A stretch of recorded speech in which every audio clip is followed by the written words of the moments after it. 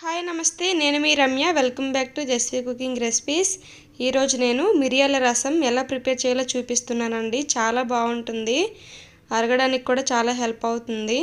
ముందుగా ఇలా అల్లం దంచుకునేది తీసుకొని ఒక 4-5 వెల్లుల్లి, 1.5 టేబుల్ స్పూన్ మిరియాలు వేసుకొని మెత్తగా దంచుకోవాలి.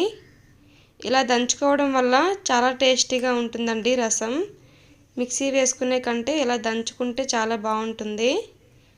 ఇలా మెత్తగా దంచుకొని ఒక కప్లోకి తీసి పెట్టుకోండి. ఇప్పుడు స్టవ్ ఆన్ చేసి ఒక కళాయి కానీ లేదంటే లోతుగా ఉన్న గిన్నె కానీ పెట్టుకొని అందులో ఒక 4 టేబుల్ స్పూన్స్ ఆయిల్ వేసుకోవాలి. ఆయిల్ హీట్ అయిన తర్వాత చారుపోపులు వేసుకోవాలండి. మెంతులు, ఆవాలు, జీలకర్ర, మినపప్పు ఇవన్నీ కలిపి ఒక 2 టేబుల్ స్పూన్స్ వేసుకోవాలి. తర్వాత ఒక 2-3 ఎండుమిర్చి ఇలా తుంచి వేసుకోవాలి. అలాగే 2 రెమ్మలు కరివేపాకు వేసుకోవాలి. వేసుకొని ఫ్రై చేసుకోవాలి. ఇలా లైట్గా ఫ్రై అయిన తర్వాత 1/2 టేబుల్ స్పూన్ పసుపు వేసుకోవాలి. ఇప్పుడు ఒక 2 టమాటాలు ఇలా చిన్న ముక్కలుగా కట్ చేసుకొని వేసుకోవాలి. టమాటా మగ్గేంత వరకు మూత పెట్టి సిమ్లో ఒక 2 నిమిషాలు మగ్గించుకుందాం. 2 నిమిషాల తర్వాత మూత తీసి చూద్దాం. టమాటా మగ్గిపోయిందండి. ఇలా మెత్తగా మగ్గిపోవాలి ఆయిల్లో.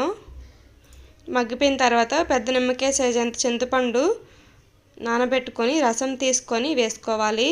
మనం ఎంతైతే రసం ప్రిపేర్ చేసుకోవాలనుకుంటున్నామో అంత రసం తీసుకొని పులుపు తగ్గట్టు అడ్జస్ట్ చేసుకొని వేసుకోవాలి. వేసుకొని ఇప్పుడు 1/2 కప్పు కొత్తిమీర ఇలా ముక్కలుగా కట్ చేసుకొని వేసుకోవాలి. అలాగే ముందుగా మనం దంచి పెట్టుకున్న మిరియాలు, వెల్లుల్లి ముద్ద కూడా వేసేసుకోవాలి. వేసుకొని బాగా కలుపుకోవాలి. ఇప్పుడు ఇందులో 2 టేబుల్ స్పూన్లు ఉప్పు వేసుకోవాలి. వేసుకొని ఒకసారి బాగా కలుపుకొని మీడియం ఫ్లేమ్లో మరిగించుకోవాలండి. ఎక్కువసేపు మరగాల్సిన పని లేదు. ఒక 10 నిమిషాలు మరిగించుకుంటే సరిపోతుంది.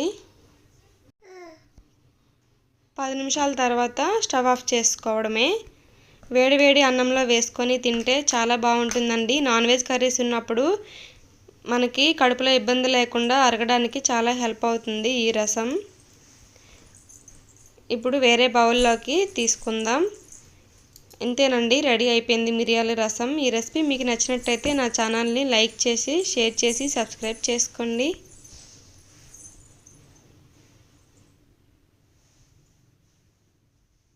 Thank you for watching.